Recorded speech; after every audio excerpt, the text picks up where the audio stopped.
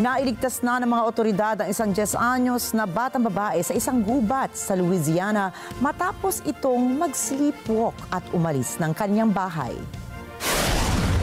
Ayon kay Webster Parish Sheriff Jason Parker, kinilala ang batang babae bilang si Peyton Saint-Egan.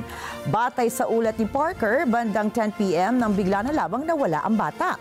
Nasabihan na lamang ang kanyang tanggapan na halos isang oras nang nawawala itong si Peyton. Kaagad namang rumisponde ang Louisiana State Police. Tumulong din ang daang-daang volunteers para hanapin ang nawawalang bata. Pero sa tulong ng drone ay nahanap rin sa wakas ang batang babae sa pamamagitan ng thermal imaging. Natagpuan si Peyton 40 milya mula sa kanyang bahay sa Arkansas. Nakita ang batang babae na nakahiga sa lupa at mahimbing ang tulog. Dumating ang mga rescuers sa lugar bandang 11 p.m.